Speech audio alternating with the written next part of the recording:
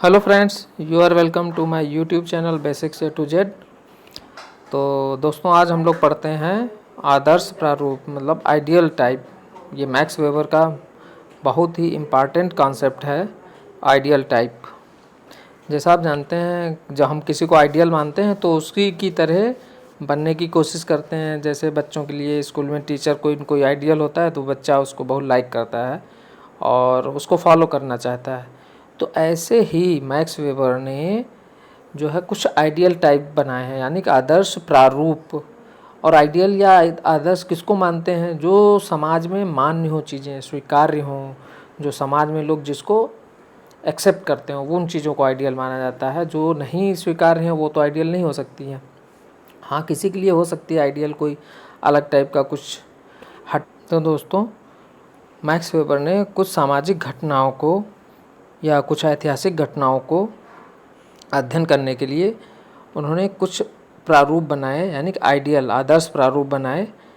तो उन्होंने सबसे पहले आदर्श प्रारूप का जो है 1904 में उन्होंने अवधारणा का प्रयोग किया। जो आइडियल टाइप की कॉन्सेप्ट था, उन्होंने 1904 में इसका प्रयोग किया। इसका मतलब ये नहीं कि उसके पहले आइडियल टाइप के बारे में बात नहीं हो रही थी। आइडियल टाइप के बारे में पहले से हो रही थी बात, लेकिन उस पर मेन जो इम्फेसिस दिया वो आइडियल टाइप पे तो मैक्स वेबर ने दिया, इसलिए इनके नाम से ये ज़्यादा फेमस है।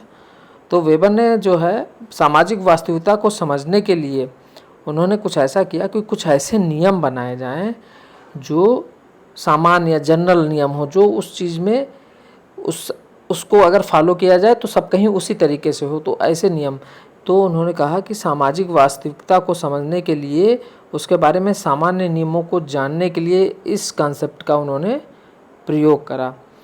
तो उन्होंने कहा कि अगर हम कोई आइडियल टाइप किसी चीज़ के लिए बना दें तो कोई अगर उसी चीज़ के बारे में अध्ययन करेगा तो वो उसके लिए एक इंस्ट्रूमेंट का काम करेगा। उससे वो क्या करेगा, तो उसी चीज़ का जब अध्ययन कर रहा है तो उन्हीं समानताओं असमानताओं को ज्ञात करने के लिए उस चीज़ का प्रयोग कर सकता है। मतलब ये था कि उस समय में विज्ञान जो विषय थे उन पर बहुत इम्फेसिस था। तो जो सोशियोलॉजी थी उसको भी उस समय के विचारक विज्ञान की तरह ही बनाना चाहते थे। और जैसा आप जानते हैं, विज्ञान में कोई नियम, रूल्स, रेगुलेशंस जो भी हैं, जो फार्मूले हैं, उन पे आप कहीं भी किसी भी परिस्थिति में उन फार्मूलाज का यूज़ कर सकते हैं। तो उसी तरीके से ये बनाना चाहते थे आइडियल टाइप्स। तो किसी भी चीज़ के लिए जब आइडियल टाइप्स बना दें तो वो हमेशा यूनिवर्सल लॉज की तरह काम करें, ये ऐसी कोशिश कर रहे थे। लेकिन सोशियो में ऐसा होना मुश्किल है। तो उन्होंने कहा है कि ये एक जो है इंस्ट्रूमेंट की तरह काम करेगा। उसको लेकर अगर पहले से उस चीज़ का आइडियल टाइप बना है, उस किसी भी कोई भी सामान्य सामाजिक वास्तविकता या सामान्य घटना के लिए, तो उसी घटना का जब हम दोबारा से अध्ययन कोई करेगा तो वो आइडियल टाइप को इंस्ट्रूमेंट मान के उसमें क्या उसकी सिमिलैरिटीज़ हैं, डिससिमिलैरिटीज़ हैं, ये ज्ञात करने के लिए उसको यूज कर सकता है। तो इसका क्या है, ये तुलनात्मक अध्ययनों के लिए एक मौलिक विधि है। तो ये कंपैरेटिव स्टडी के लिए बहुत ही फंडामेंटल मेथड है। तो ये उन्होंने बताया एक तरीके से, यानी कि हम कह सकते हैं जो आइडियल टाइप्स हैं, आदर्श प्रारूप हैं, वो तुलनात्मक अध्ययन के लिए बहुत ही मौलिक विधि है। आगे देखते हैं। उन्होंने कहा, ये भी बताया कि जो आदर्श प्रारूप या आइडियल टाइप है वो कोई एवरेज नहीं है। उसका कोई भी जो डेटा लिया या जहाँ पे स्टडी किया उसका कोई एवरेज नहीं है, और ना ही वो आइडियल या आदर्शात्मक है। ऐसा नहीं है कुछ। उनका कहना है कि वास्तविक जीवन में जो तथ्य पाए जाते हैं, वास्तविक जीवन में जो भी तथ्य हैं, जो भी कंसेप्ट फैक्ट्स हैं, है ना, रियल लाइफ में जो भी फैक्ट्स हैं, उनमें से कुछ फैक्ट्स को विचार पूर्वक चयन किया जाता है। और वो जो विचार पूर्वक कुछ का स्टडी कर लिया जो उन सबको प्रतिनिधित्व करे, है ना, उन सामाजिक जीवन में ऐसे तथ्यों का चयन कर लिया जाता है विचार पूर्वक, जो एक पैमाने की तरह यूज हो, जिनका हम यूज करके उसके सामाजिक वास्तविकता के बारे में जान सकें। अन्य शब्दों हम कह सकते हैं कि आदर्श प्रारूप वास्तविकता के कुछ विशिष्ट तत्वों के विचारपूर्वक चुनाव एवं सम्मिलन द्वारा निर्मित आदर्शात्मक मान है। मतलब एक आइडियल जो है एक वैल्यू है। अगर हम उस सामाजिक घटना का अध्ययन कर रहे हैं तो अगर उसी के आसपास हमारी वैल्यू आती तो हम कहेंगे ये आइडियल टाइप के हमारे करीब है। तो एक तुलना कर सकते हैं, उसे उसको उसके कंपैरिजन में और कहीं अध्ययन करेंगे तो उसी के वैल्यू उसके बराबर है या कम है, तो उससे हम कहेंगे कि आइडियल टाइप से कम है या अधिक है, एवरेज में है। तो इस तरीके से आदर्श प्रारूप का अर्थ कुछ वास्तविक तथ्यों के तर्कसंगत आधार पर यथार्थ अवधारणाओं का प्रतिपादन करना है। जो रियल कॉन्सेप्ट है, रियल वहाँ पे अवधारणाएं हैं, उनका प्रतिपादन करना है आइडियल टाइप के आधार पर। आदर्श प्रारूप को इस रूप में माना गया है कि कोई ऐसी विशेष श्रेणी है जो इस प्रकार की सभी घटनाओं, व्यवहारों अथवा क्रिया की वास्तविकता को प्रकट करती है ना। मतलब जो आइडियल टाइप है, अगर उसी तरीके की सामाजिक घटना कहीं भी हो तो जो हमने फैक्ट्स चुने हैं तो वो उनमें होने चाहिए, तभी तो वो आइडियल टाइप है ना। मान लीजिए वो किसी भी देश की हो, इंडिया में हो, हम यूएसए में उसी तरीके की सामाजिक घटना का अध्ययन करें तो उसमें वो फैक्ट्स यूज हों। रशिया में करें तो भी यूज हो, है ना, इंग्लैंड में करें तब भी यूज हो, तब तो वो आइडियल टाइप है, otherwise they are not ideal facts. आगे देखते हैं दोस्तों, जो आइडियल टाइप है वो आत्मगत या चेतनात्मक होते हैं। इसमें अध्ययनकर्ता उन्हीं विशेषताओं या तथ्यों को सम्मिलित करता है जो उसकी दृष्टि में महत्वपूर्ण है। ये आदर्श प्रारूप परिवर्तनशील भी होते हैं। तो यहाँ पे ये देख लीजिए आप, ये साइंस की तरह, जैसे जब उस समय के जो सोशियोलॉजिस्ट थे वो चाहते थे इसको साइंस बनाना, लेकिन ऐसा पॉसिबल तो नहीं लग रहा है।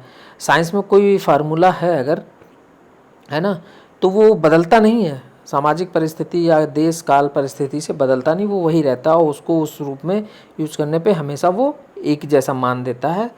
लेकिन यहाँ पे ऐसा नहीं है।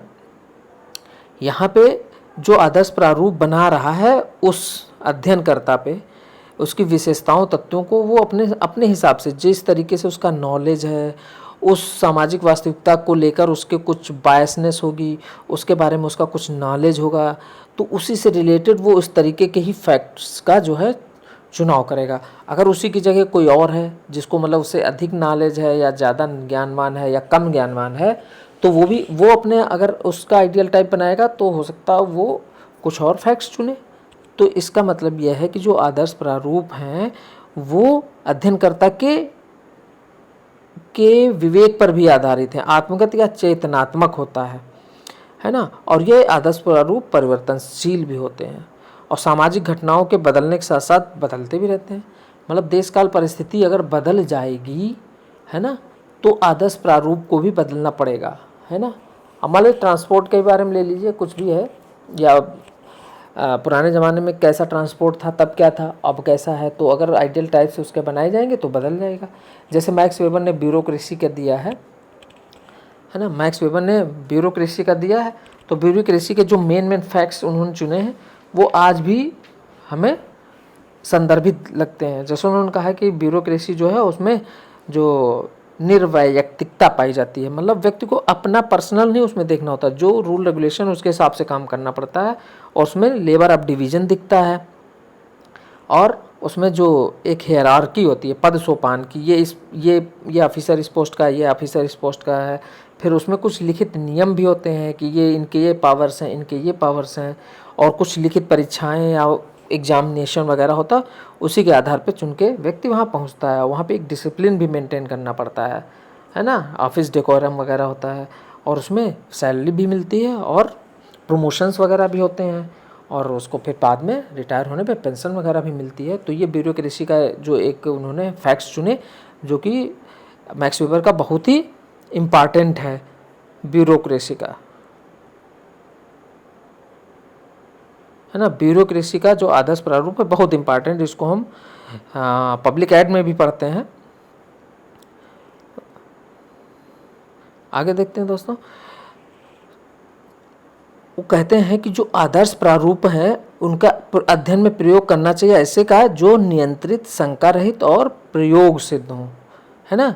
जो फैक्ट्स ऐसे हों या विकल्प ऐसे हों जो सामाजिक घटना से रिलेटेड, जिनका हम चुनाव करें, वो कंट्रोल्ड यानी कि नियंत्रित, डाउटलेस यानी कि शंका रहित, और प्रैक्टिकेबल प्रयोग सिद्ध हों, है ना। जो कंट्रोल्ड हों, जिनको हम कंट्रोल कर सकें, और जिसमें कोई डाउट ना हो, है ना, सर्वमान टाइप के हो उस समाज में, और जिनको हम प्रैक्टिकली रूप से यूज कर सकें, तो बार बार वही रिजल्ट है। तो ऐसे होने चाहिए आदर्श प्रारूप। और वेबर ने जो आइडियल टाइप या आदर्श प्रारूप है उनकी 3 विशेषताओं का उल्लेख किया है। तो वो कौन सी 3 विशेषताएं हैं? नंबर 1, इसका निर्माणकर्ता द्वारा क्रिया के एक विशेष उद्देश्य या अर्थ के लिए किया जाता है। जो अध्ययन कर रहा है, जो आइडियल टाइप को बना रहा है, वो कोई एक निश्चित उद्देश्य या के लिए करता है ना। उसके हिसाब से वो सोचेगा, उसी हिसाब से वो आइडियल फैक्ट्स, जो फैक्ट्स हैं उस सोशल रियलिटी में, सामाजिक वास्तविकता में जो फैक्ट्स हैं, वहाँ से उनका वो चुनाव अपनी उस उद्देश्य के हिसाब से, उस क्रिया के हिसाब से करेगा, जो कि वैज्ञानिक या वस्तुनिष्ठ नहीं होता है। तो ऐसा तो है नहीं कि वो वस्तुनिष्ठ हो, एकदम ऑब्जेक्टिव या वस्तुनिष्ठ, जैसे कि मतलब यहाँ पे मतलब यह है कि जैसे हमसे पूछा जाए उत्तर प्रदेश की राजधानी क्या है, तो उसका एक ही आंसर है कि उत्तर प्रदेश की राजधानी लखनऊ है। लेकिन यहाँ पर इस तरीके से उत्तर नहीं मिलेगा।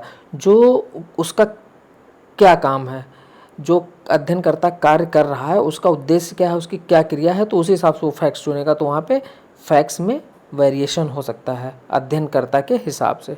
तो उसमें व्यक्तिगत अर्थ सम्मिलित होता है। पहली तो विशेषता ये है। दूसरी, आदर्श प्रारूप सब कुछ का वर्णन या विश्लेषण नहीं करता है, वरन सामाजिक व्यवहार घटना के महत्वपूर्ण पक्षों की व्याख्या या निर्वचन करता है। तो आदर्श प्रारूप में अभी पहले पॉइंट में बताया गया, अध्ययनकर्ता अपने कुछ उद्देश्य या क्रिया के लिए करता है, तो उसी को लेकर वो एनालाइज करेगा, हर एक चीज़, उस सामाजिक व्यवहार या घटना को, उससे रिलेटेड चीज़ों को ही एनालाइज करेगा, उसी को इंटरप्रेट करेगा, उसी की व्याख्या करेगा, है ना। तो ये सब कुछ का वर्णन नहीं करता है। थर्ड पॉइंट है, इसका प्रयोग ऐतिहासिक समस्याओं के अध्ययन एवं विश्लेषण के लिए किया जाना चाहिए। उन्होंने कहा है, कोई भी कह रहे हैं आदर्श प्रारूप अंतिम नहीं, घटनाओं के परिवर्तन साथ आदर्श प्रारूप बदलते रहते हैं। तो हम पहले भी पढ़ चुके हैं। तो उन्होंने कहा ऐतिहासिक समस्याओं के अध्ययन विश्लेषण के लिए भी इसका प्रयोग किया जाना चाहिए, और कोई भी आदर्श प्रारूप एकदम अल्टीमेट नहीं है, वो घटनाओं के परिवर्तन के साथ भी बदलता भी जा सकता है। तो दोस्तों ये था मैक्स वेबर का आदर्श प्रारूप। तो कुछ इसकी क्रिटिसिज्म भी है, आलोचनाएं भी हैं, वो भी देख लेते हैं हम लोग। तो पहला यह कि यह सार्वभौमिक नियमों का निर्माण नहीं हो पाएगा। समाजशास्त्र में सार्वभौमिक नियमों का निर्माण नहीं हो पाएगा, क्योंकि प्रत्येक वैज्ञानिक आदर्श प्रारूप में अपनी दृष्टि से तत्वों को सम्मिलित करेगा।